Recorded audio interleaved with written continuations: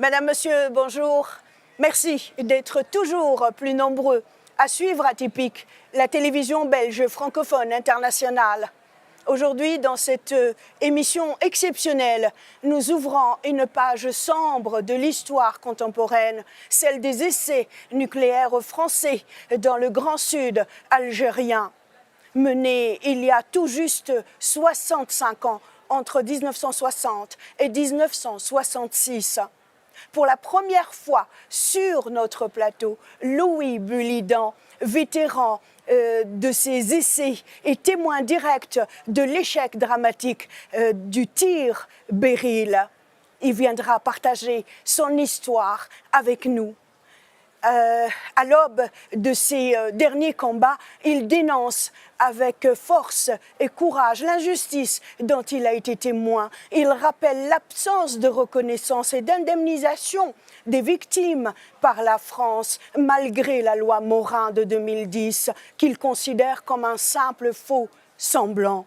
Nous aurons également l'honneur d'accueillir depuis Alger, pour la première fois aussi, Ibrahim Boughali, président de l'Assemblée populaire nationale algérienne, qui a qualifié ces essais de crimes, des crimes dont les blessures restent béantes à ce jour et dont les victimes n'ont à ce jour obtenu aucune réparation. Pourtant, le droit international et le droit européen encadrent strictement les essais nucléaires. Le traité d'interdiction complète ces essais nucléaires signé en 1996 interdit toute explosion nucléaire, bien qu'il ne soit pas encore pleinement en vigueur. De son côté, le traité sur l'interdiction des armes nucléaires, entré en vigueur en 2021, condamne explicitement ces pratiques, même si les puissances nucléaires, dont la France, refusent d'y adhérer. L'Union européenne, quant à elle, soutient activement ces initiatives en faveur du désarmement et de la reconnaissance des victimes. Pour approfondir ce débat, nous serons rejoints également depuis Lyon par Jean-Marie Collin, directeur de l'ICANN, Mohamed Hani, député algérien et ancien président de la Commission des Affaires étrangères au Parlement algérien, et Franck Choualba-Hott, ancien eurodéputé allemand et ancien directeur de Greenpeace Europe. Le vrai dialogue, Madame, Monsieur, c'est tout de suite. Monsieur Boughali, bonjour et merci d'avoir accepté notre invitation. C'est une très grande première pour nous ici au Parlement européen. Monsieur... Un grand bonjour à tout le monde. Merci beaucoup, Monsieur le Président. Monsieur le député, bonjour et merci d'avoir accepté mon invitation. Monsieur l'eurodéputé, bonjour et merci d'avoir accepté mon invitation. Monsieur Bulidan, vous êtes à ma droite. Oui, absolument. Je vous salue et je vous remercie infiniment de vous être déplacé de Paris ce matin. Oui, mais moi je vous remercie pour cette émission aussi. Je salue aussi Monsieur Jean-Marie Collin, qui nous rejoint de Lyon. Monsieur Collin, bonjour, merci d'avoir accepté notre invitation. Je poserai ma première question au président de l'Assemblée populaire algérienne, Monsieur Boughali. Monsieur le Président, vous avez présidé le 13 février, une date qui n'est pas anodine.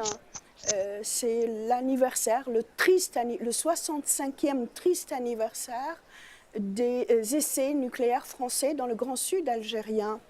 Lors de ce colloque, Monsieur le Président, vous aviez qualifié ces essais de crimes.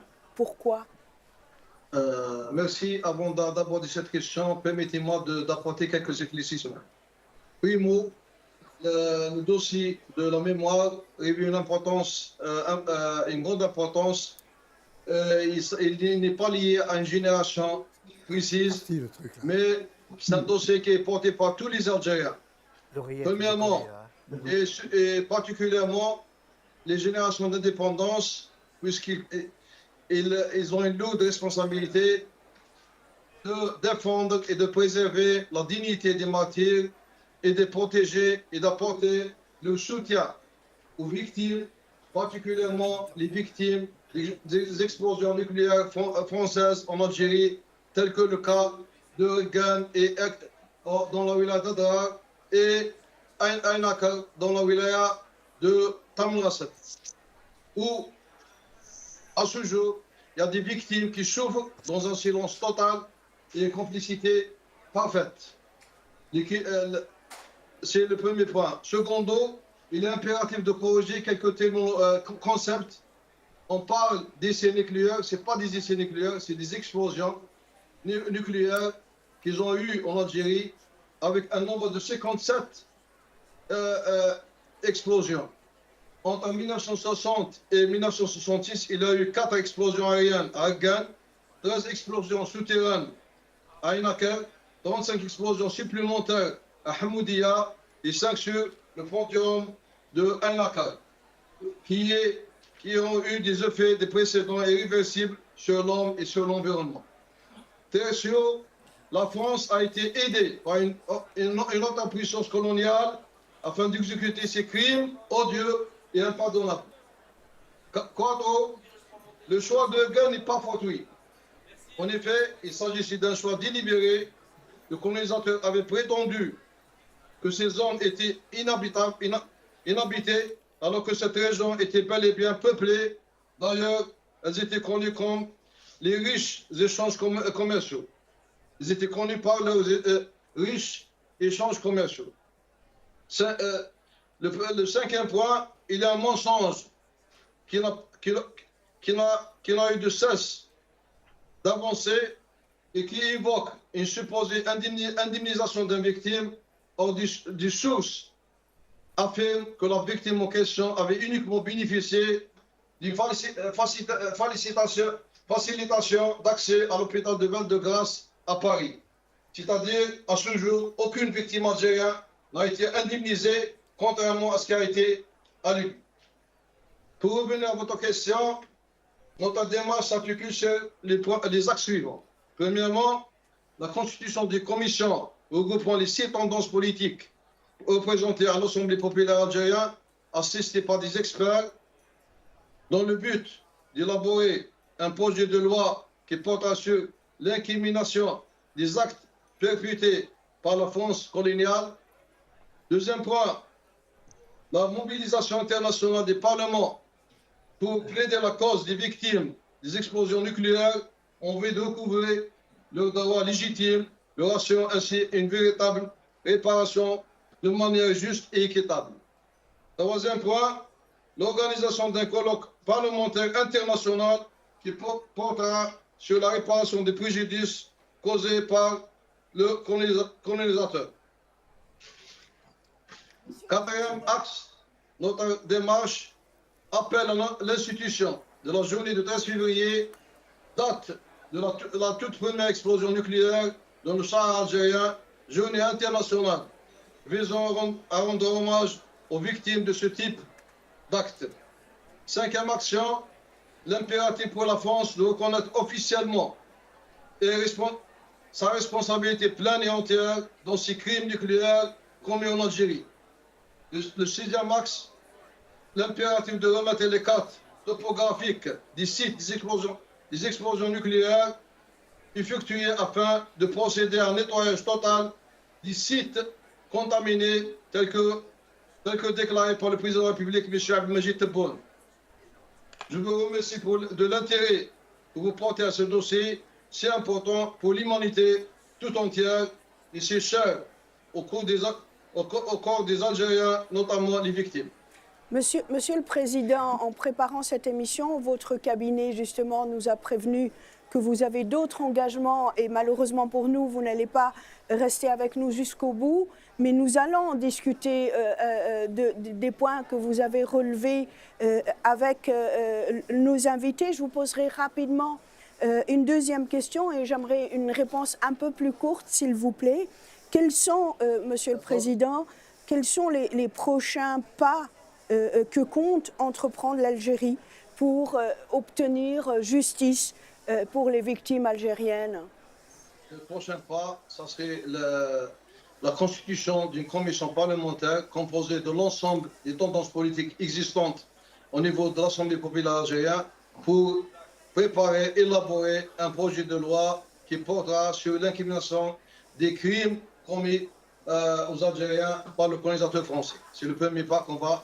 Et le deuxième pas, on va plaider au niveau de l'ensemble des parlements sur le plan international et de voir les victimes d'autres pays qui ont été victimes de ce genre d'explosion pour essayer de plaider leur droit à la justice et pour la réparation des préjudices commis à l'encontre de ces victimes. Très bien. Ça a été un honneur de vous recevoir à cette émission, Monsieur le Président. Merci énormément pour votre contribution. Merci beaucoup. Nous allons poursuivre. Merci beaucoup. Nous allons poursuivre cette émission et je poserai ma prochaine question au vétéran, à Monsieur Louis Bulidan. Monsieur Louis, malheureusement, vous avez 88 ans et j'ai été vraiment très émue de vous voir faire ce parcours de combattant depuis Paris pour arriver jusqu'à nous ici au Parlement européen à Bruxelles. Et parce que vous avez été même un véritable combattant et vous êtes aujourd'hui le seul témoin survivant des tirs dans le sud algérien. Vous étiez sur place le 1er mai, vous m'aviez dit en préparant cette émission, le 1er mai 1962, comme appelé, parce que vous étiez aussi ingénieur chimiste de formation. Vous aviez pour rôle de mesurer la radioactivité du tir Beryl qui a eu lieu, donc, comme je le disais, le 1er mai 1962. Vous m'aviez dit, j'ai levé le secret du tir Beryl et ça ne plaît pas, bien entendu. Est-ce que vous pouvez raconter ce qui s'est réellement passé lors du tir Beryl? Et je rappelle ici que vous êtes un témoin incontournable. Voilà, donc j'étais préposé dans un laboratoire à mesurer la radioactivité de l'air. J'appartenais à un service qui s'appelait le STA, Service technique des armées, qui avait deux composantes. Une composante air, on s'intéressait à la radioactivité de l'air ambiant, et une composante chimie, où là, on s'intéressait à la radioactivité de la végétation, de l'herbe et de l'eau. Le 1er mai 1962, au moment de l'explosion, bien sûr, ça fait un grand boom, énormément de poussière. J'ai regardé ma bande de mesure. Ma bande de mesure consistait à une droite de référence qui correspondait à une ambiance sans radioactivité. Et puis, j'avais une courbe de mesure. Et aussitôt après le tir, la courbe de mes mesures s'est éloignée de ma droite de référence. Et je me suis rendu compte qu'il s'était passé quelque chose de grave. J'avais un masque à gaz. Alors le masque à gaz avait pour intérêt de retenir toutes les poussières de façon à ce que vous ne les absorbiez pas. Je mets mon masque, mais à ce moment-là, je vois un grand remue-ménage devant mon bâtiment, devant mon laboratoire. C'était tous mes camarades du génie qui, très inquiets, venaient vers moi, le scientifique, pour savoir qu'est-ce qui s'était passé. J'ai enlevé mon masque et j'ai hurlé « Vite, vite le masque !» Il n'en avait pas. Et au moment de Beryl, tout l'état-major, tous les officiers de la base étaient avec les deux ministres sur une tribune face à la montagne, mais il y avait des sous-officiers qui ont eu le très très bon réflexe. Ils ont demandé à tous mes camarades de s'isoler dans les bâtiments. Voilà. Alors, en fait, je mesurais le passage d'un nuage radioactif et au fur et à mesure que le temps passait, le temps de passage du nuage a été d'environ une demi-heure. Je devenais de plus en plus inquiet parce que je me demandais, mais comment ça va cesser une chose pareille? Et c'est uniquement lorsque ma courbe s'est incurvée pour revenir sur ma droite de référence que j'ai réalisé que c'était un nuage très radioactif. Alors, pour les scientifiques, ce qu'on mesurait, c'était un rapport bêta sur alpha en échelle semi-logarithmique. Je pense que j'ai répondu à votre question. Monsieur Bullidan, pourquoi vous avez décidé de témoigner publiquement aujourd'hui? Alors, écoutez, Après, je termine ma question, si vous permettez. Louis, pardonnez-moi, je vous appelle par votre prénom. Ça fait tellement de jours maintenant que je vous appelle régulièrement. Et on bavarde et on parle et vous me racontez tellement de choses, parfois horribles, que vous avez vues de vos yeux, que vous avez perdues aujourd'hui. Je rappelle aux téléspectateurs que Louis Bullidan a 88 ans et il n'est plus voyant depuis donc 8 ans, si je ne m'abuse, depuis l'âge de 80 ans. Donc je vous posais la question de savoir pourquoi vous avez décidé de témoigner publiquement après toutes ces années sur une télévision belge francophone internationale. Qu'est-ce qui a réveillé votre conscience du haut de vos 88 ans? C'est une question très importante que je me suis posée, si vous voulez. Bon, j'ai fait plus de 24 mois d'armée, j'avais qu'un souci, c'est ma vie professionnelle. J'ai fait toute ma carrière dans un groupe pétrolier qui était ExxonMobil. Et les camarades que j'ai rencontrés, c'était surtout des camarades qui avaient combattu en Algérie. On avait des expériences totalement différentes et il y avait un consensus parmi nous, c'est de ne jamais parler de l'Algérie. Bon. Puis, le temps a passé et il faut trouver un interlocuteur à qui parler des essais nucléaires, à personne. Alors, en 2008, pour des activités qui n'ont rien à voir avec les essais nucléaires, j'ai eu un portrait dans le monde.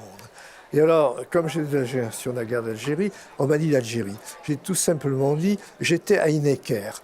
Et un grand reporter du Monde, auquel je rends hommage, Benoît Hopquin, enquêtait sur ces essais et savait ce qu'était Hineker. Donc, il demande à me rencontrer. Et il vient avec quelqu'un qui me dit « Mais tu ne me reconnais pas ?» Je lui dis « Non, je t'ai remplacé. » Et alors, effectivement, c'était un physicien nucléaire qui a fait toute sa carrière au Collège de France et j'ai pas dû passer beaucoup d'heures à lui passer les consignes. Voilà. Et à ce moment-là, Benoît Hopquin a fait un très très grand reportage dans Le Monde Magazine et c'était en 2011, je crois. Et il me dit, mais vous devriez écrire un livre. J'ai écrit un livre, il a fallu que je trouve un éditeur, c'est Les Irradiés de Beryl. Et ce livre a suscité beaucoup de commentaires dans la presse et j'ai été invité sur France Culture de la Marche des Sciences en 2012 et sur France Inter, l'émission de Jean Lebrun sur la marche de l'histoire. Malheureusement, ces deux émissions, qui ont été une réussite, on nous l'a dit, n'ont suscité aucun intérêt. Je regrette que M. le Président ne soit pas là, aussi bien du côté de l'Algérie que du côté des autorités françaises. Il m'a promis de suivre cette émission, ne vous inquiétez pas, Voilà. il va regarder cette émission. Voilà, si vous voulez. Je n'ai jamais, et mon camarade, alors, si vous voulez, mon camarade Raymond Senet n'était pas toujours considéré comme le meilleur interlocuteur, puisqu'il est venu après Meryl pour me remplacer, si vous voulez. Mais j'ai toujours beaucoup travaillé avec lui, parce que moi, je suis ingénieur chimiste, lui, c'est un physicien nucléaire et connu, si vous voulez. Bon. Et aucune réaction. Par contre, à partir de 2019, j'ai été approché par quelqu'un dont je tairai le nom, si vous voulez, que j'ai reçu avec mon camarade et qui a passé 2-3 heures avec nous pour nous dire que 4 ans après, il avait été missionné et qu'il n'avait jamais trouvé de radioactivité sur le site. Mon camarade m'a dit, écoute, ne discute plus avec ce gars-là, ça ne vaut pas la peine. Mais il a toujours gardé le contact avec moi. Et le 31 janvier, il m'appelle son ami, amitié, j'ai jamais été son ami, et il me dit, je viens de faire un tour dans le Hogar avec une copine, à Hineker, on avait un compteur, Et la radioactivité qu'on a mesurée, elle était 3 fois moins élevée que sur le balcon de ma copine à Lyon. Quand j'ai dit ça à mon camarade, le physicien nucléaire, il m'a dit, écoute, tu aurais dû lui dire que sur son compteur, il y a un bouton arrêt et marche, et qu'il a oublié de mettre le bouton sur marche. Voilà. Et donc, si vous voulez, je lui ai répondu en lui demandant de lire ma lettre ouverte à Bruno Retailleau, le ministre de l'Intérieur. On va en arriver, on va parler tout à l'heure de la lettre. Louis, merci beaucoup pour ce témoignage. Donc cela prouve que vous êtes sous pression, c'est encore très tabou de parler de ce sujet en France. Et oui, on ne va pas dire son nom. Vous me l'aviez donné, je n'ai pas l'autorisation de le donner ici, mais de toute façon, c'est clairement des menaces, donc il faut se taire. Je vous pose à vous, monsieur Hani, une question par rapport à l'Algérie. Est-ce que la diplomatie algérienne, est-ce qu'elle est prête à rouvrir ce dossier avec la France? Clairement.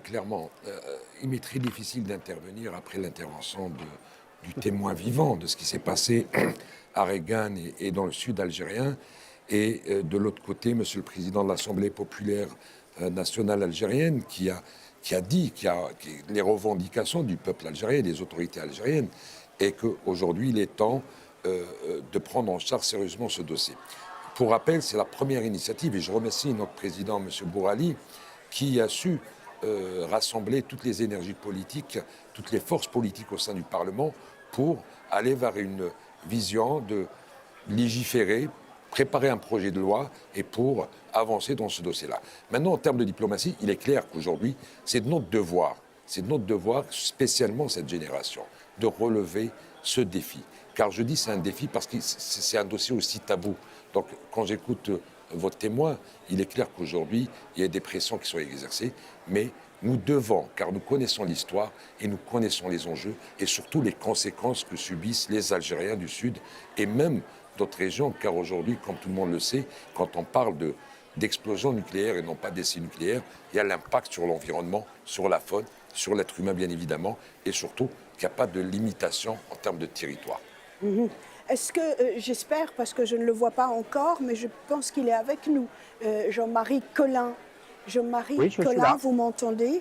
Vous souhaitez que, je vous vois maintenant, vous souhaitez que l'Algérie ratifie le traité qui est en cours. Dites-nous pourquoi. Je rappelle le traité sur l'interdiction des armes nucléaires que l'Algérie a déjà signé.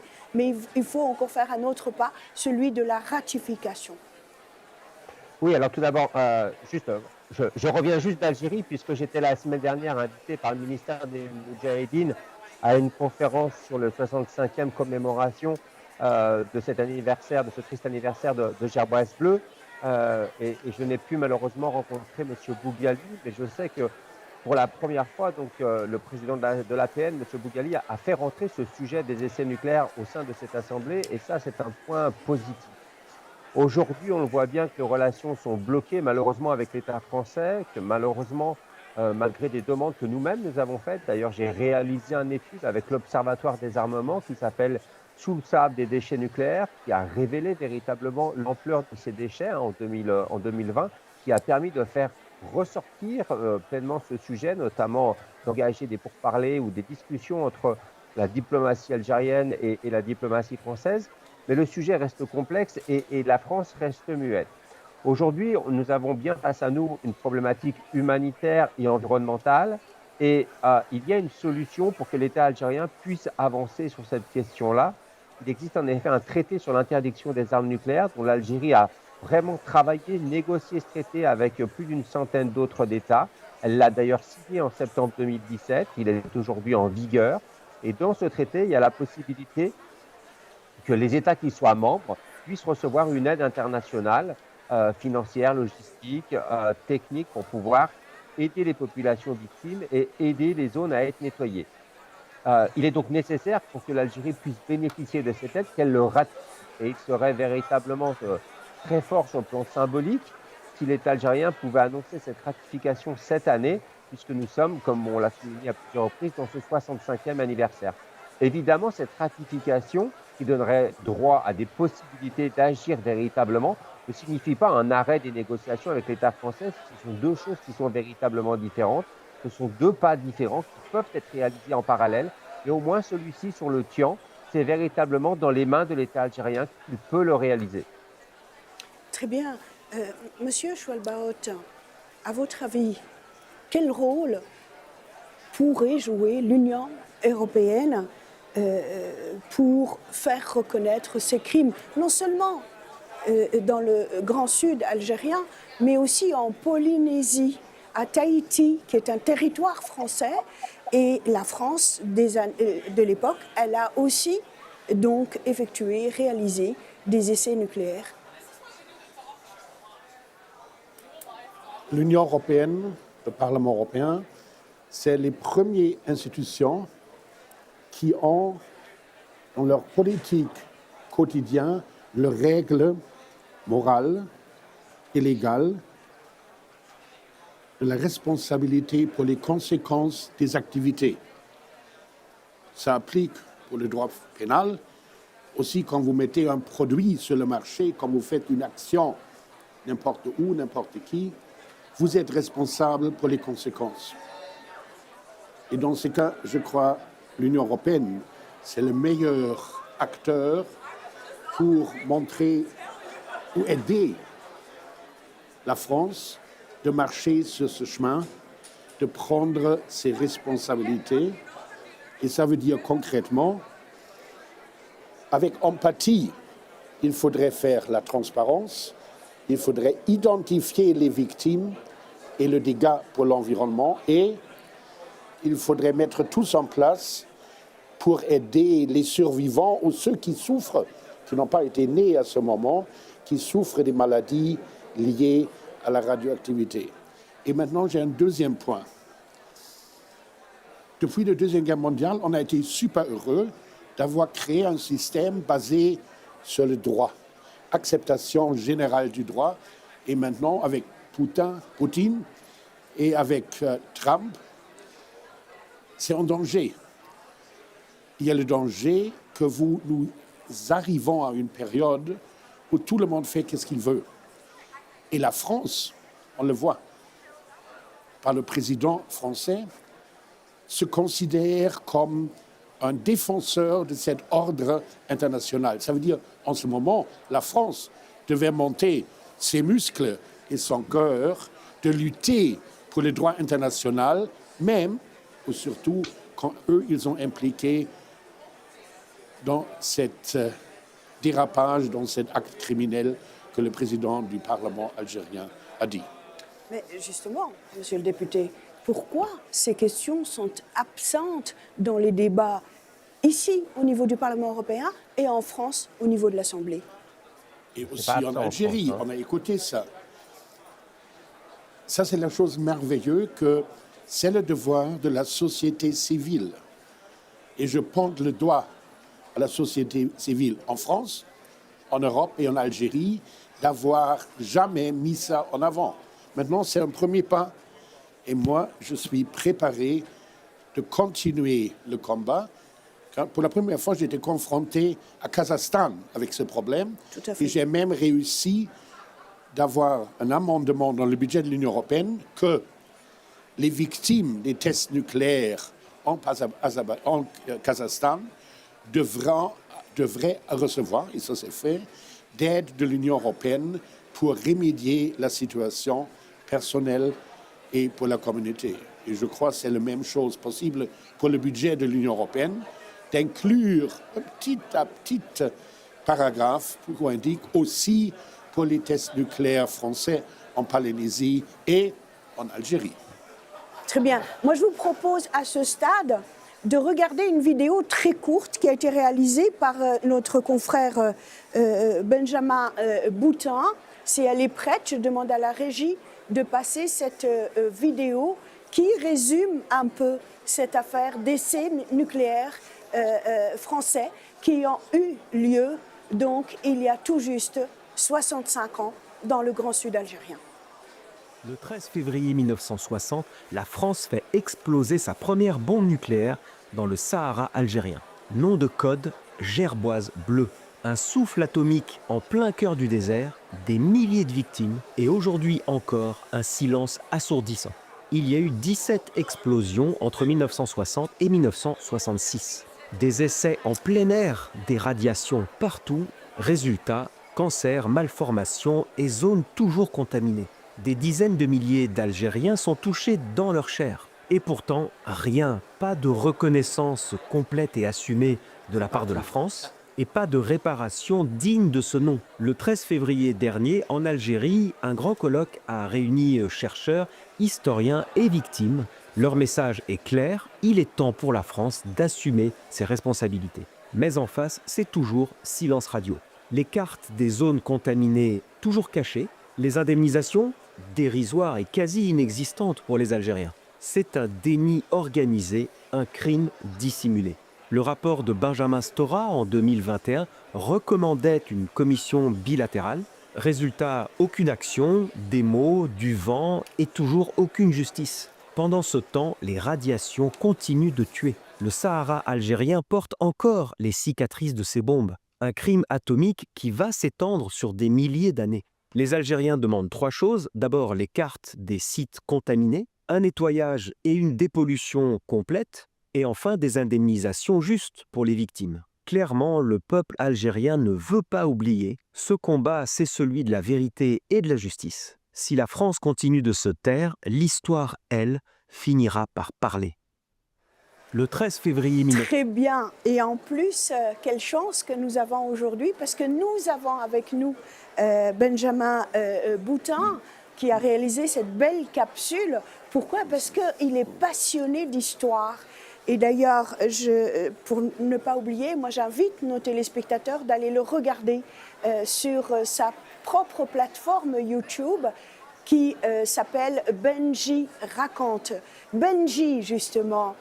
Tout à l'heure, le député européen allemand, Frank Schwalbe-Haut, disait que la société civile doit s'impliquer aussi dans cette affaire. J'ai envie de vous demander, parce que vous en faites partie de cette société civile française, qu'est-ce qu'elle en pense là-bas en France? Merci. Oui, je pense que la société... Enfin, c'est ce que j'essaie de dévoiler dans mes vidéos, sur mes réseaux sociaux, que ce soit YouTube ou ailleurs. Je parle de cette façon d'affronter l'histoire, d'affronter l'histoire réelle, et non pas le roman national. Et j'ai le sentiment que effectivement, la population serait d'accord pour cet affrontement réel avec l'histoire, alors que ceux qui nous gouvernent tiennent absolument à ce roman national. Je pense que le roman national dans l'histoire de France fait partie du ciment dans la société française, mais on voit bien à travers les réseaux sociaux justement que les Français, beaucoup de Français sont prêts à parler de la réalité, et la réalité, elle est dure à entendre. C'est-à-dire qu'il y a eu une colonisation qui a été extrêmement brutale et inhumaine. Et il y a eu, regardez maintenant dans le processus même de décolonisation du continent africain en général, il y a encore énormément de scandales qui apparaissent régulièrement. Les citoyens ont envie de s'en saisir, mais il y a une sorte d'écran de fumée qui nous empêche d'aller plus loin. Parce que je pense, moi je regrette ce fait, mais je vois bien que beaucoup de Français sont quand même encore attachés à le pays des droits de l'homme. Vous voyez, une espèce d'image d'une France nostalgique presque de son empire colonial, une grandeur de la France. On entend souvent avec l'Union européenne d'ailleurs que la France perd sa souveraineté, en disant la France est presque plus grand même que l'Union européenne. Enfin, il y en a qui disent que la France aurait dû être même le phare de l'Union européenne. Donc, vous voyez que ça gêne tout le monde, cette histoire. On le voit régulièrement sur le gouvernement de Vichy. Combien de temps il a fallu pour reconnaître que Vichy a été une faute, que beaucoup de Français ont collaboré. Dans le roman national, il est question que tous les Français étaient des résistants. Regardez la guerre d'Algérie, on parlait des événements entre 1954 et 62. On ne disait pas la guerre d'Algérie, on disait les événements, comme si c'était un petit fait mineur.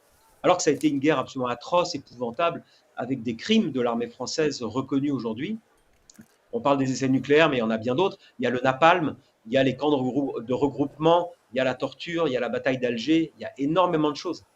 Donc, on est on est capté par cette histoire, par ce néocolonialisme, en fait, qui malheureusement ressurgit avec la montée de l'extrême droite, qui a récupéré tout le discours de l'Algérie française, de l'OAS, etc., par Jean-Marie Le Pen, hein, qui a relancé toute cette théorie de la nostalgie de l'Empire français, et c'est en train de revenir en force. Donc c'est très déroutant, et je parle de tout ça pour Justement, essayer d'y voir plus Benjamin, clair. vous parlez de tout ça et d'une manière excellente sur les réseaux sociaux, mais Benji raconte, c'est aussi un livre qui est en ligne, qui est disponible. Restez avec nous, Benjamin. Restez avec nous. Je reviens. Je pose ma prochaine question à Louis, qui est à ma droite, assis très sagement. Si vous permettez, je voudrais soulever une question. L'abandon des victimes par la France, le mépris des victimes, si vous voulez, a été le même pour les appelés, la troupe. Hein. Elle a eu le même mépris à l'égard de la troupe que celui qu'elle a manifesté à l'égard des Touaregs et des populations locales des Oasis, si vous voulez. C'est important, si vous voulez. Louis, dites-moi pourquoi le CEA, c'est-à-dire le commissariat à l'énergie atomique, n'avait pas anticipé l'explosion des tirs Beryl et pour quelles raisons, selon vous? C'est une question très importante. L'armée, le commissariat à l'énergie atomique, la dame, n'avait absolument pas anticipé un accident, une catastrophe, au point que le 1er mai 1962, tous les officiels, tous les officiers et 2 ministres, hein, Paleski, ministre de la Recherche scientifique, Mesmer, ministre de la Défense, étaient sur ces tribunes face à la montagne. Et ce qui est très important, c'est que normalement, lorsque vous travaillez sur des sites avec des risques de retombées radioactives, vous devez être suivi en ce qui concerne votre formulation sanguine.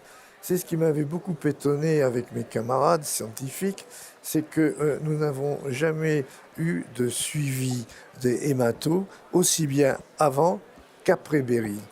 Et je voudrais donner cette anecdote. Mon camarade physicien Raymond Senet a eu sa visite libératoire à Reagan. Et il a été libéré à Reagan. Et au moment de la visite, il a demandé au médecin, mais enfin, vous ne me vérifiez pas ma formulation sanguine? Et le médecin à Reagan, il lui a dit, non, je ne suis pas équipé, on n'a jamais fait ça. Donc vous voyez l'état d'abandon total. Alors je pense que ça n'a pas été une volonté. Je pense que tous ces organismes, armées, CEA et DAB, n'avaient absolument pas anticipé une catastrophe. Absolument pas. Et ne se sont pas préparés, même après Beryl, à suivre l'état de santé des irradiés. Voilà. Permettez-moi de poser ma prochaine question à Jean-Marie Collin. J'imagine que vous êtes encore avec nous. Oui, oui. Ce dialogue de sourds, hein, parce qu'il faut appeler les choses comme ça, comme elles sont, entre l'État français d'une part et l'État algérien, qu'est-ce qu'il faut faire pour le transformer en une coopération bilatérale fructueuse, selon vous? Alors, il y a pas mal de choses, mais je voudrais revenir parce que, moi, contrairement à ce que vous dites, je pense qu'il y a eu pas mal d'approximations dans la vidéo qui a été montrée et la société civile française est plutôt active. Pour preuve, il y a encore une commission d'enquête parlementaire qui est en cours à l'Assemblée nationale. Et si elle existe, c'est parce que la société civile française, c'est parce que, par exemple, des organisations comme l'Observatoire des armements, comme les organisations Moroa et Tatou, 193 en Polynésie ou la mienne, ICANN France, ont agi et ont aidé à ça. Donc voilà, la société civile s'en est emparée, c'est l'acteur politique qui s'en est peut-être moins emparé. Dans ce sens-là, je pense que c'est une réalité. Il y a une nécessité d'un travail parlementaire et vous avez sur votre plateau un parlementaire algérien, vous avez eu monsieur le président de l'APN qui était présent. Je pense que si au niveau exécutif, il y a du mal en termes de coopération ou de volonté de coopération, je pense qu'au niveau législatif, il y a des possibilités et c'est à ce niveau-là qu'ils doivent agir. L'Assemblée populaire nationale veut organiser un grand colloque avec des parlementaires. Elle peut prendre contact avec des parlementaires français. Elle peut créer son propre rapport sur l'état des lieux des essais nucléaires en Algérie, ce qui n'a encore jamais été fait. Il n'y a pas de rapport algérien sur un état des lieux de ce qui a été réalisé. Je pense que ce serait intéressant et ça permettrait aux parlementaires des différents États de mieux se comprendre, de dialoguer, de créer une pression commune sur leurs acteurs exécutifs respectifs. Parce que c'est dans ce sens-là qu'il faut véritablement avancer.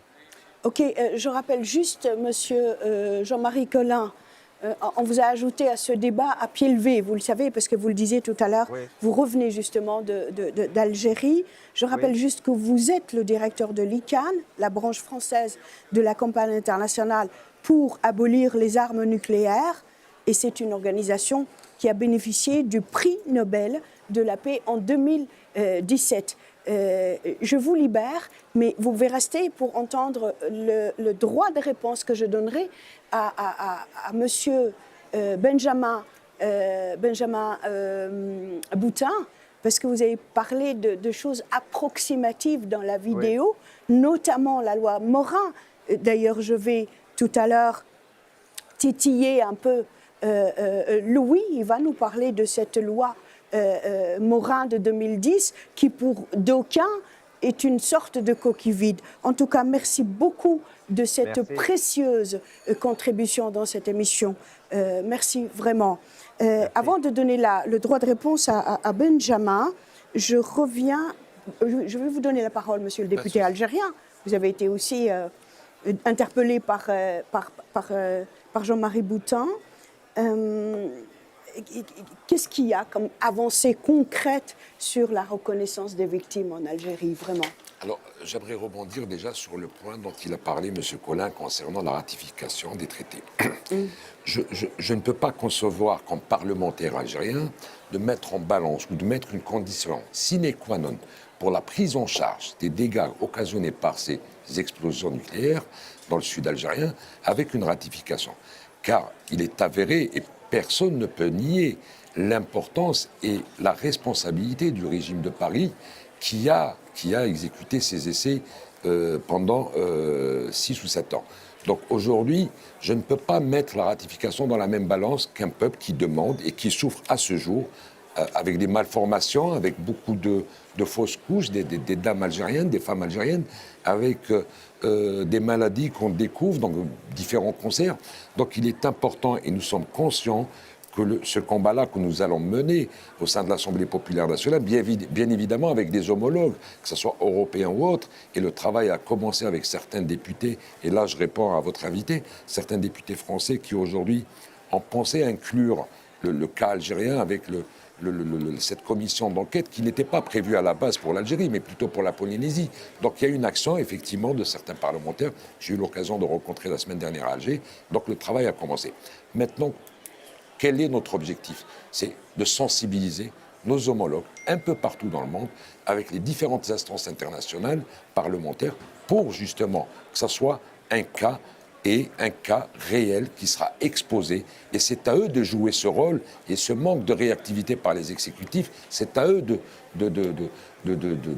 faire ce travail auprès de leur gouvernement. Alors justement, monsieur Schwelbaot, si la France joue à l'abonné absent et que l'Algérie est prête, et vous avez un député européen, pardonnez-moi, quel lapsus, algérien, qui est là, qui ne demande qu'à discuter. Quel rôle, encore une fois, pourrait jouer l'Union européenne, qui, il faut le dire, elle soutient ce genre d'initiative de désarmement et de reconnaissance des victimes. Est-ce qu'elle peut jouer ce rôle de manière plus active pour exiger des réparations pour les victimes, non seulement françaises d'abord? La France est un membre de l'Union européenne, un membre fondateur de l'Union européenne. Donc d'abord les victimes françaises, ensuite, et pas seulement les Français de métropole, mais les Français d'outre-mer, de Polynésie, et bien sûr de l'Algérie, du Grand Sud algérien. Ici, il y a 720 députés européens. Moi, je suis un ancien député, il y a encore plus des anciens députés. Et je crois que c'est très difficile de trouver un député européen en action ou retiré qui n'est pas avec les demandes algériennes. Je crois que c'est ici, peut-être pour quelques Français c'est différent, mais c'est, je crois, un consensus ici. Et je ne veux pas qu'on continue à pleurnicher la France patati patata. Non, je crois que c'est nécessaire d'avoir des actions concrètes.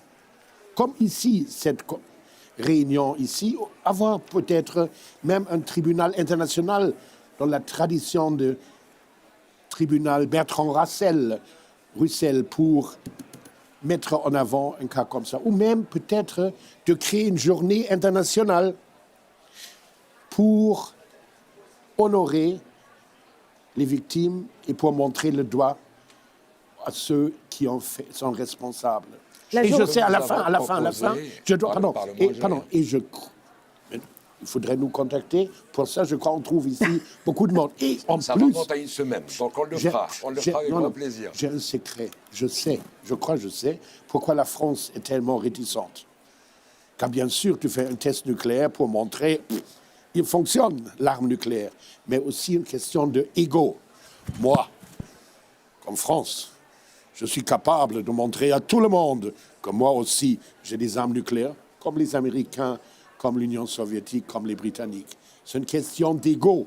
Et on sait de notre vie quotidienne, quand c'est l'ego impliqué, on n'aime pas être trop critique envers soi-même. Je crois que l'ego des Français était responsable et est responsable pour qu'ils ne sont pas tellement ouverts pour mettre cette question en avant. Et là, on parle pas d'une explosion nucléaire, mais d'une soixantaine. Oui. Ah ben, je suis Parmi eux, contente. 17 chez vous. Eh bien, le dialogue marche très bien entre Oui. les députés européens et les députés algériens. Oui.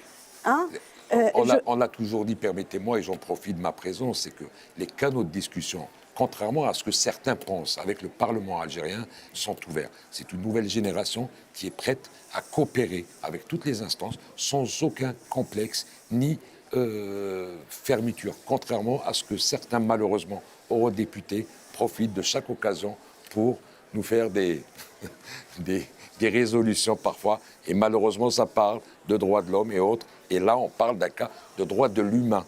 Parce que là, c'est un génocide contre l'humanité qui a été commis en Algérie. Très bien. Je donne la parole pour la dernière fois à Benjamin Boutin. Vous êtes ici? Est-ce que vous êtes encore là? Moi, j'aimerais bien que vous repreniez la parole parce que vous avez un droit de réponse. Moi, je sais donc la précision et la passion avec laquelle vous travaillez. Donc, est-ce qu'il y a eu des choses qui ont été dites de manière pas très précise dans votre vidéo? Ouais, alors, dans une vidéo de 2 minutes, évidemment que je ne peux pas retracer 60 ans d'histoire. C'est le principe de mes vidéos. Je fais exprès qu'elles soient courtes pour donner envie aux gens d'aller creuser le sujet. Parce que croyez bien qu'une grande majorité de Français ignorent totalement ces essais nucléaires, ignorent totalement toute cette histoire. Donc au moins, les gens peuvent aller creuser. La loi Morin, évidemment que je la connais, et tout le monde sait officiellement que cette loi Morin amène à une reconnaissance très réduite du nombre de victimes pour une indemnisation. C'est bien ce que disent les Algériens en disant, mais non, cette loi Morin, c'est un tout petit premier pas, mais vous indemnisez très très peu de victimes, à voir si c'est volontaire ou pas, certainement. Et puis il reste les cartes des essais nucléaires à publier, il reste la dépollution du site à faire, et puis tout le monde comprend bien qu'il y a un problème encore plus global qui est le départ de l'Algérie, la fin de cette colonisation, l'indépendance de l'Algérie, qui malgré tout est encore une plaie ouverte pour beaucoup de Français, pour beaucoup de politiques français, à mon avis, qui jouent là-dessus. Et mon droit de réponse, c'est que justement, j'ai dit que la société civile voulait s'emparer de ces problèmes-là, et tant mieux s'il y a des commissions et que le public pousse à ça, mais nos politiques jouent avec ça. Nos politiques cajolent les gens à droite, à gauche, et ne veulent pas rentrer dans le cœur du problème de peur de vexer une partie de leur électorat finalement. Donc c'est du jeu politique. Et nous, les citoyens, on est victimes de ça. Alors que nous, on voudrait bien rentrer dans ça. Et je vous avais parlé de Tahiti. Moi, je me souviens des essais nucléaires à Mururoa. On en parlait encore, je crois que c'était sous le président Chirac. Et je ne sais plus quel commentateur ou quel responsable avait dit mais non, mais rassurez-vous, les essais nucléaires sont inoffensifs. Ce à quoi quelqu'un a dit alors, il n'y a qu'à les faire en Auvergne.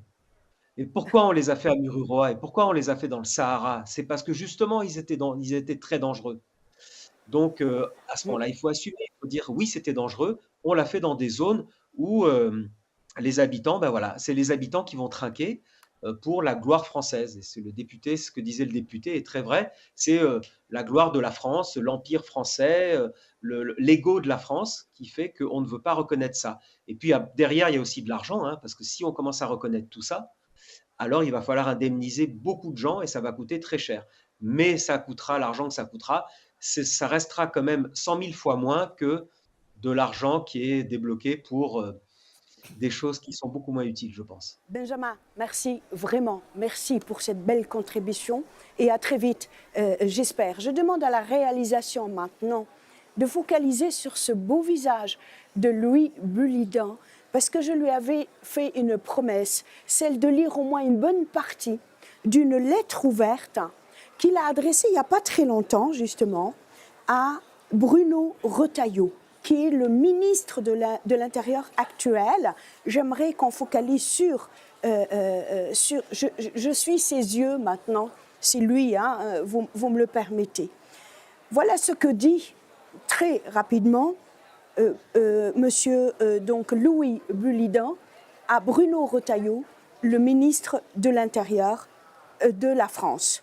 Monsieur le ministre, vos propos sur la fierté française qui doit être respectée à propos de la dégradation de nos relations avec l'Algérie oublient le legs que nous avons laissé au peuple algérien, au peuple des Touaregs, avec nos campagnes d'essais nucléaires, 4 atmosphériques conduits à Reagan en 1960 et 61, 13 confinés à In Eker de 1961 à 66, marqués par la catastrophe du tir Beryl le 1er mai 1962 et vraisemblablement par d'autres échecs malheureusement couverts par le secret défense. La France a quitté l'Algérie en laissant ses populations abandonnées à leur sort d'irradier. La France a laissé ses déchets radioactifs enfouis dans les sables autour des sites et plus particulièrement à In Iker. Je m'exprime ici en tant que vétéran des essais nucléaires dans le Sahara algérien et témoin incontournable de l'échec du tir Beryl. Arrivé au seuil de ma vie, je n'ai cessé de dénoncer la responsabilité de mon pays qui n'a toujours pas reconnu sa dette à l'égard de l'Algérie, renonçant à indemniser ses victimes. La loi Morin de 2010 n'étant qu'un faux semblant, quels que soient les désaccords entre la France et l'Algérie relevant de la conduite de la diplomatie étrangère, vous ne pouvez prétendre, au nom de votre fonction de ministre de l'Intérieur, tourner la page sur ce passé peu glorieux de notre pays, héritage de la colonisation. Louis, s'il vous plaît, pourquoi vous avez qualifié la loi Morin de 2010, dont vient de parler tout à l'heure Benjamin, de faux semblants? Eh bien, écoutez, sur France Culture et France Inter, j'ai écouté toutes les émissions qui ont traité de ces sujets. Et en particulier, l'une d'entre elles a été conduite par un journaliste remarquable qui a interrogé l'un des rédacteurs de la loi Morin. Et à l'écouter, on voyait très bien que cette loi avait été rédigée pour ne pas indemniser. Je vais vous en donner un exemple. Il y avait 3 conditions premières. La première, bien sûr, c'était de fournir un dossier administratif. La seconde, c'est d'apporter la preuve que vous aviez résidé sur un site de tir et au moment d'un tir. Et la troisième, bien sûr, c'est de démontrer que vous aviez une maladie qui avait été induite par la radioactivité. Mais là, ça ne suffisait pas. Lorsque vous aviez apporté le témoignage des réponses à ces demandes, il fallait s'assurer que le jour du tir, les radiations ionisantes avaient été suffisamment importantes pour qu'on soit sûr d'avoir généré la maladie, si vous voulez. Donc, en 2013, lorsque cet entretien a été conduit, je arrondis les chiffres, sur 700, en 2013, sur 700 dossiers présentés pour la Polynésie et le Sahara, 400 avaient été retenus pour être étudiés et 9 seulement avaient été indemnisés. Des indemnisations dérisoires, hein, entre 10 000 et 20 000 euros. Et on avait demandé à ceux qui avaient bénéficié de cette compensation, pourquoi s'est-il contenté de si peu? Simplement parce que ce résultat avait été obtenu après 20 ans de lutte. Je voudrais ajouter que j'ai écouté des témoignages déchirants de mes camarades qui ont été irradiés à Necker, en particulier dans un reportage, un documentaire de France 24, déchirant. Et ces gens qui sont morts de leur cancer n'ont jamais été indemnisés, n'ont jamais été écoutés, si vous voulez. Et le rédacteur de la loi Morin, l'un des rédacteurs, si vous voulez, son but, c'était surtout de ne pas indemniser des gens qui n'avaient pas été suffisamment irradiés. C'était l'état d'esprit. Et je terminerai en disant que, à l'époque, en 2013, vous savez combien avait été provisionné pour indemniser les populations du Sahara, de la Polynésie, les militaires, etc. 10 millions d'euros, 10 millions d'euros. La France vient de dépenser près d'1 milliard d'euros pour reconstruire la toiture de Notre-Dame. Louis, en préparant cette émission, vous m'aviez demandé, et je vous avais donné ma parole d'honneur, de lire 2 pages du rapport d'un historien français, très connu, hein, notoire, que ce soit en Algérie, parce qu'il est d'origine algérienne, il est d'origine juive algérienne, hein, donc je pense bien sûr à Benjamin Stora. Il a fait un rapport sur toutes ces histoires de mémoire, et dans ce rapport dont il a remis une copie à l'Élysée et une copie au palais d'El Mouradia, à la page 82 et 83, il fait référence donc aux essais nucléaires. Vous m'avez dit que vous n'étiez pas vraiment d'accord avec ce qu'il a évoqué. Je connais Benjamin Stora à travers tous les entretiens qu'il a donnés. Je connais l'histoire de sa jeunesse à Constantine, je connais sa vie, je connais son parcours d'historien.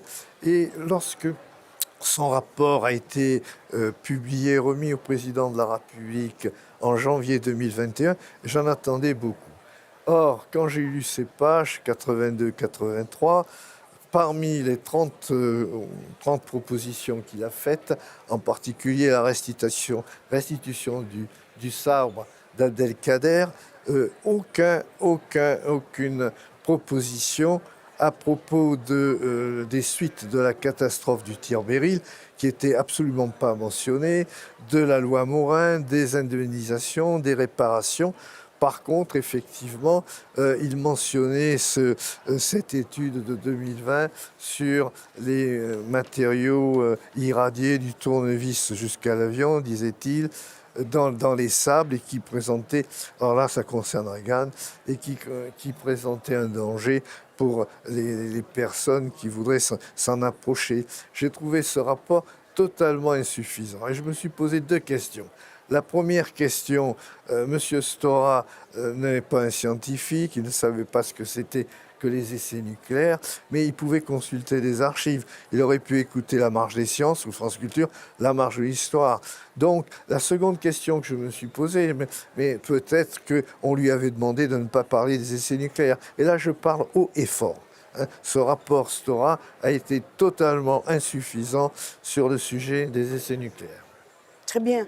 Monsieur Hani, tout à l'heure, vous évoquiez les nouvelles générations algériennes qui ont investi le Parlement algérien.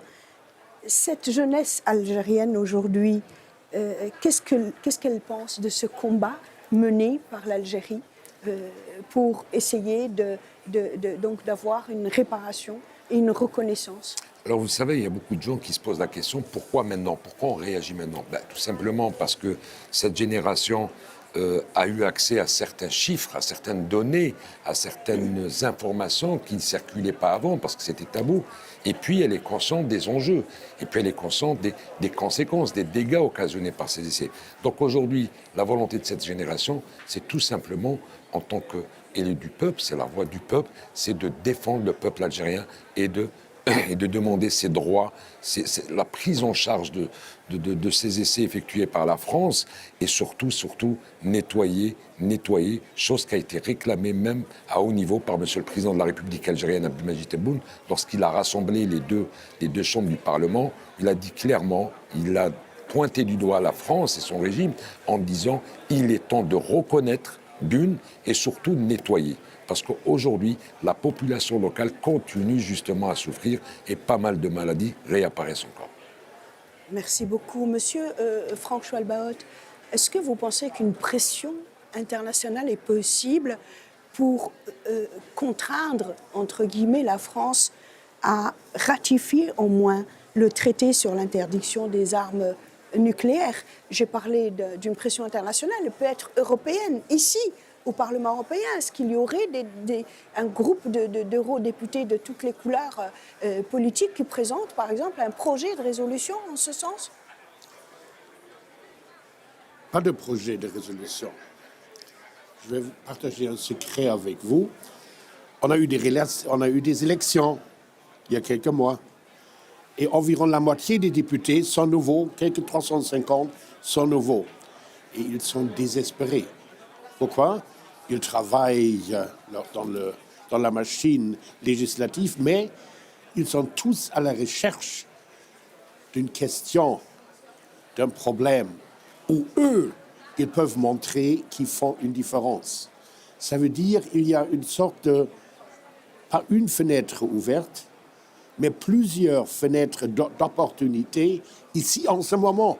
Encore quelques mois, jusqu'où les députés ont identifié, je m'occupe ça et ça à côté de mon travail quotidien qui est attendu de moi. Dans ce cas, c'est une chance pour vous, les Algériens, la société civile en France, en Algérie, d'adresser aux nouveaux députés européens ici pour dire, d'accord, je vais me lancer dans ce débat, dans cette lutte, et je crois que c'est une lutte qui a la chance d'être gagnée. Faites quelque chose. Message reçu, Okay. et nous allons entreprendre avec nos homologues européens et nous allons faire un travail ensemble pour justement éclaircir à tout le monde et à la communauté internationale ce qui s'est passé dans le désert algérien et les conséquences dramatiques. Merveilleux. Et merci pour l'information. Louis, s'il vous plaît, j'ai oublié de vous poser une question par rapport à votre lettre ouverte adressée au ministre de l'Intérieur français. Question basique. Est-ce que vous avez eu une réponse de sa part? Non, aucune. D'ailleurs, ce que j'ai oublié de dire à propos du rapport de Stora, j'ai aussitôt réagi vivement et violemment sur mon blog. Et non, j'ai jamais été contacté. Les seules personnes qui se sont intéressées au sujet, mis à part ce grand reporter du Monde auquel je rends hommage, Benoît Hopquin, c'est Larbi Benchira, qui est un documentariste qui a visité les lieux, qui les connaît très très bien. D'ailleurs, qui m'a dit que sur toutes les galeries qui avaient été ouvertes, seule celle du tir Beryl était obstruée, et contrairement à ce qui était dit, à savoir que toutes les galeries avaient été obstruées. Et Vous ne lui avez pas demandé de retrouver l'Algérien Touareg que vous avez connu quand vous aviez 24 ans? J'ai vu la fin d'un monde. On ne voyait j'ai fait beaucoup de pistes pour échantillonner sur le terrain et autres. On ne voyait jamais de Touareg. Et un jour, on est en 1960. Hein? 62, là, début Oui. 62. Et à l'approche du centre de culture d'Irafoc, on circulait toujours avec 2 véhicules par crainte qu'il y en ait un qui tombe en panne. Je vois un magnifique cavalier sur sa monture arriver, un gars immense. C'était tellement heureux de voir un Touareg. Je saute du véhicule, je me précipite. Il saute d'un bond de Sarala. Il avait un sabre et un magnifique. C'était un Kelrela, un noble, un prince. Mais bien sûr, le barrage de la langue, et puis on craint toujours l'incident, si vous voulez. Donc je me suis replié sur mon véhicule par crainte d'un incident. Mais moi, j'ai vu la Et vous fin. l'avez pris en photo, vous m'avez dit. Je l'ai, cette photo. Je l'ai, cette photo. On peut avoir une photo de la photo? Je ne l'ai pas, mais bon, je vous la procurerai prochaine un jour. fois. La prochaine fois. Très bien. Une dernière question pour vous, monsieur, avant de clôturer cette émission. Qu'est-ce que vous demandez aujourd'hui, vous, au gouvernement français? Vous parlez de moi. Oui. Écoutez, moi, il y a quelque chose qui... Bon, on parle de ce matériel qui est enfui dans les sables, qui est irradié. Mais la première chose, c'est qu'il aurait fallu que l'Algérie et la France, et surtout la France, fassent un bilan de l'influence des radiations ionisantes sur les maladies développées par cette population. Je rappelle qu'à l'époque, il y avait 40 000 Touaregs entre Reagan et Tamanrasset. Je voulais dire aussi quelque chose qu'on a oublié, c'est que le gouvernement, enfin les responsables de ces essais avaient bien conscience que ce nuage est allé très très loin. L'essai, c'est le 1er mai. Le 16 juin, avec 2 camarades de la chimie, le 16 juin, on a été prélevé de l'herbe à chameau à Amguid. Amguid, c'est à mi-chemin entre Insala et Ineker. Et le même jour, on est allé à Janet, où on a prélevé de l'eau, on a prélevé de la végétation d'arbres. Alors, tous ces échantillons conditionnés ont été envoyés en France pour les mesures de radioactivité et on n'a eu aucun retour. Je pense que si la France déclassait toutes ces archives, on devrait pouvoir retrouver des résultats, à savoir si on avait irradié avec des retombées d'Amguid au moins jusqu'à Janet, voyez-vous. Donc voilà. Et alors, ce que je demande, je pense qu'il est absolument essentiel de faire un bilan sur l'impact de ces radiations ionisantes sur les maladies développées. Et si j'ai bien compris, en 62, on n'avait pas une grande connaissance du type de maladie développée lorsqu'on était irradié. Mais maintenant, je crois qu'on a une liste de plus de 24 cancers qui peuvent être associés à des irradiations. Je vais encore vous donner à vous tout à l'heure, dans quelques secondes, quelques minutes, petites minutes, vraiment le dernier mot.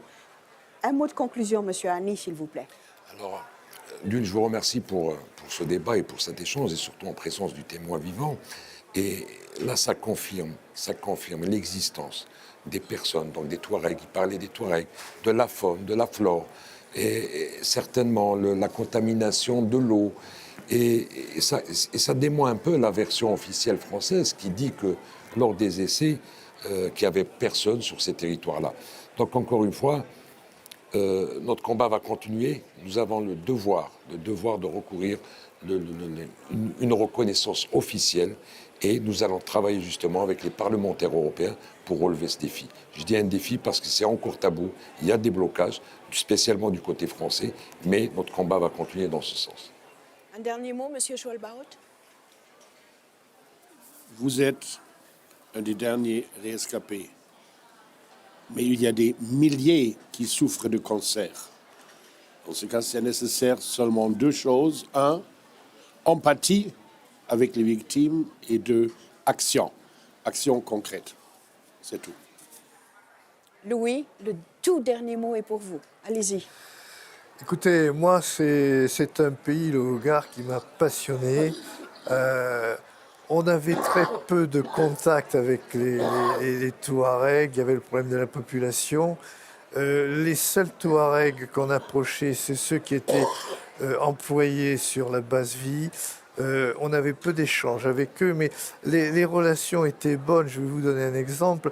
On avait un mini-market et le pacha de la base, qui était un amiral, avait aussitôt donné l'autorisation à ces PLO qui avaient un salaire de venir se ravitailler, si vous voulez, à la base vie. Et il y avait une bonne convivialité. L'exemple, c'est que ces Touaregs, ils n'avaient aucun intérêt pour les soldats, les militaires et autres. Et ils étaient heureux. Ils raflaient toutes les boîtes de lait Nestlé. Donc, moi, j'ai été passionné par ce pays. J'ai beaucoup aimé ce que j'ai vu, si vous voulez, et je trouve totalement injuste que mon pays ait abandonné, de même qu'il a abandonné les appelés qui étaient sur le site, hein, et on a eu des témoignages des souffrances terribles. On n'a aucun témoignage des souffrances subies par les Touaregs, parce que personne s'en est inquiété. Donc c'est un devoir, une responsabilité de mon pays de revenir sur ces essais et d'engager sa responsabilité. Merci à tous les trois, merci de tout mon cœur. Merci d'avoir accepté mon invitation. Je rappelle que Louis Bulidan a quitté ce matin très tôt Paris. Il a 88 ans. Il a malheureusement perdu la vue. Il s'est fait accompagner par son épouse, pour laquelle je rends hommage, Françoise Bulidan. Elle l'a accompagné jusqu'à nous, jusqu'à Bruxelles. Merci vraiment. Frank Schwalbaut, vous savez combien j'apprécie tout ce que vous faites ici au Parlement européen. Merci d'avoir répondu présent aujourd'hui. Merci. Monsieur Mohamed Hani, la même chose. Parcours de combattant, vous arrivez tout droit d'Alger. Merci d'avoir été avec nous dans cette émission très spéciale. Merci à vous d'avoir soulevé le sujet. Merci, madame, monsieur, cette émission s'achève. Merci de l'avoir suivie. Au revoir.